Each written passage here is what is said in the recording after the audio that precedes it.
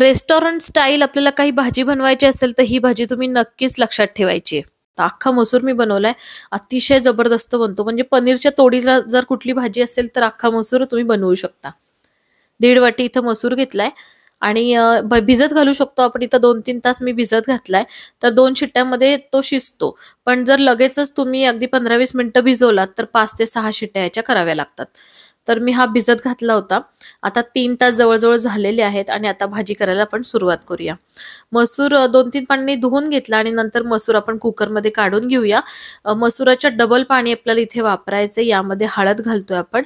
चवीनुसार मीठ मी इथे घालतीये आणि हे सगळं उतू जाऊ नये म्हणजेच कुकर खराब होऊ नये म्हणून 2 ते 3 चमचे आपल्याला इथं तेल वापरायचे.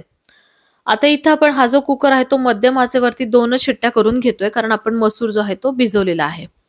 2 शिट्ट्या झाल्यानंतर कुकर प्रॉपर गार होऊ द्यायचा आहे. जोपर्यंत 2 शिट्ट्या होत आहेत तोपर्यंत मसाल्याची तयारी करून घेऊया. मसाल्यासाठी मस्त गॅसवरतीच आपण काही गोष्टी भाजून घेतोय. 2 मध्यम आकाराचे कांदे घेतलेत. एक लाल बुंद मोठ्या आकाराचा टोमॅटो घेतलाय. खोबरं इथं आपल्याला वापरायचंय. ओलं किंवा सुकं कोणतंही खोबरं तुम्ही इथे घेऊ शकता आणि हिरव्या मिरच्या 2 घेतलेल्या आहेत. या सगळ्या गोष्टी मस्त भाजून घ्यायच्यात आपल्याला. मध्यम आचेवरती उलट-पुलट करून घ्यायच्यात आणि व्यवस्थित इथं तुम्ही बघताय रंगही छान आलेला आहे आणि घरभर मस्त सुगंध सुटतो. अशा कांदा, खोबरं या गोष्टी भाजून घेतल्यामुळे भाजीला अतिशय भन्नाट टेस्ट येते. तर या पद्धतीने कधी केली नसेल भाजी तर नक्की करून बघा.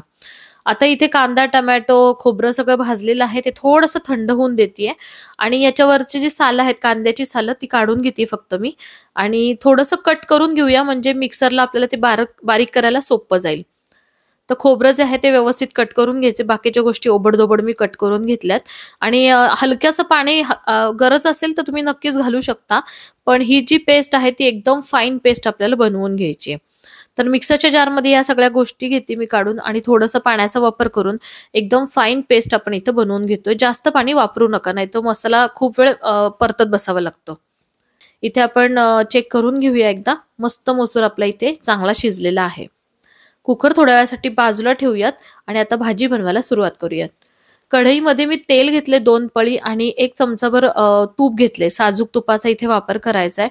इथे मोहरी घेतलीये, जिरं घातलंय, त्यानंतर लाल सुक्या मिरच्या मी 2 घेतल्यात आणि 1 लहान आकाराचा कांदा बारीक चिरून यामध्ये घालतीये. त्यासोबत 8 ते 10 लसणाच्या पाकळ्या बारीक चिरून आपल्याला इथे वापरायच्यात. काही खडे मसाले फोडणीमध्ये घेऊयात. तमालपत्र घेतले, मोठी वेलची घेतली, दालचिनी घेतली आणि काळी मिरी आणि लवंगा 2 असे मी इथं खडे मसाले वापरलेत. कांदा चांगला परतून घ्यायचा आहे. लसूण मस्त लाल रंगावरती आपल्याला इथे परतून घ्यायचा आहे. लगेचच वाटलेला मसाला जो आहे तो काढून घेऊया आणि मसाला आपल्याला चांगला परतून घ्यायचा आहे. भाजीची खरी टेस्ट या मसाल्यावरच आहे. तर मसाला व्यवस्थित परतला गेला पाहिजे.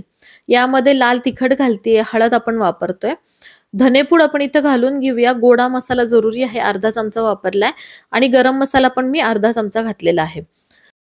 लाल तिखट तुम्ही तुमच्या आवडीनुसार कमी जास्त करायचंय आणि हे सगळे मसाले तेल सुटेपर्यंत परतून घ्यायचे.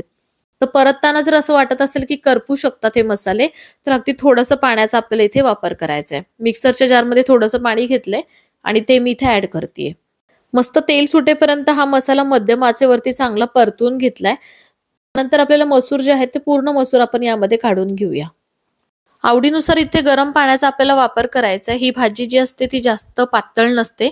लपतपी अशी ही भाजी ठेवायची म्हणजे खायला अतिशय भन्नाट लागते. ही भाजी नक्की बनवली नसेल तर सगळ्यात शेवटी यामध्ये थोडासा गूळ आपण इथे वापरूया.